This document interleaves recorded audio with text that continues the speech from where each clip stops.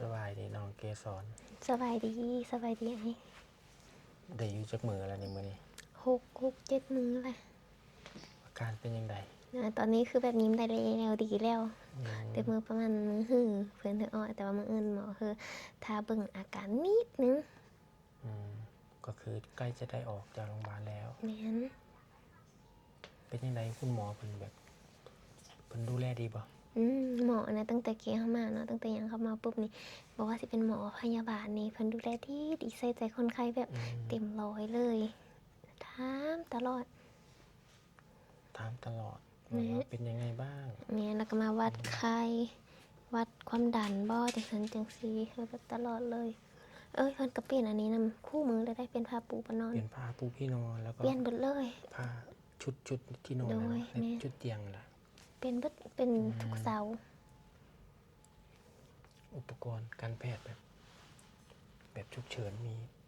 ปุ่มปลั๊กไฟมีแม่นมีออกซิเจนนู่นนั่นนี่นั่นเนาะโดยแล้วก็มีอันนี้นำเพิ่นว่าออดบ่หรือออดนะบ่ฮู้นะกดเรียกพยาบาลกดเรียกพยาบาลเวลาเฮาแบบว่าคนตัวบ่สบายบ่หรือว่าต้องการหยังให้พยาบาลเอาเฮาก็กดปุ่มนี้เลยแป๊บเดียวเพิ่นก็มาก็มีรู้สึกว่าเพิ่นบริการดีเนาะบริการดีอย่าดีก็ถ้าดีที่สัมภาษณ์ก็แล้วแบบตอนนี้คือเอิ้นอิหยังล่ะแบบรู้สึกจังใดแบบเห็นบ่เคยนอนโรงพยาบาลจังซี่แล้วมานอนจังซี่ก็คือแบบว่าถ้าอีทเนาะเฮาก็รู้สึกแบบย้านๆนอนคนเดียวเนาะสิเฮาเสียจังได้จังซี่พอมานอนอะดีก็รู้สึกแบบเฮาก็บ่ได้ย้านหันนะ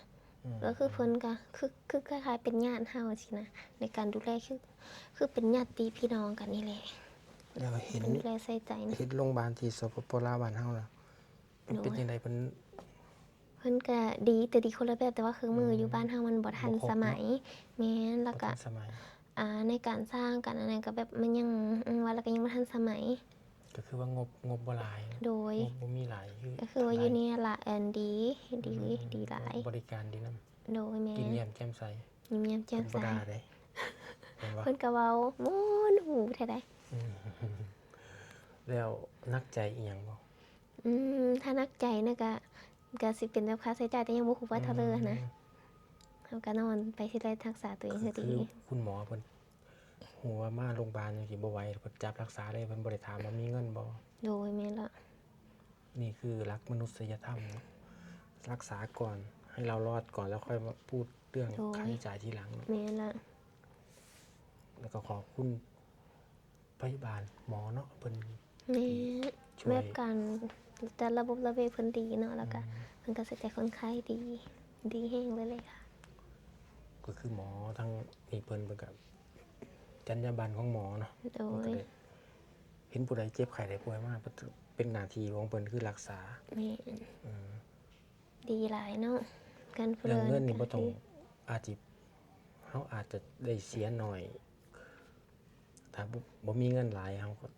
ถ้าบ่มีคันเฮาจนนะฐานะเฮาแบบอาจสิบ่ได้เสียแบบอาจจะเสียประมาณ 70% 80% หรือว่าตามที่ตกลงกับหมออาจจะเห็นใจให้ลดผ่อน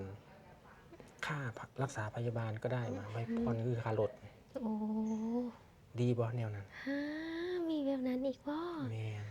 บ้านมันก็ดีแล้วเนาะทุกคนเหมาะแก่การคนที่แบบบ่มีแบบ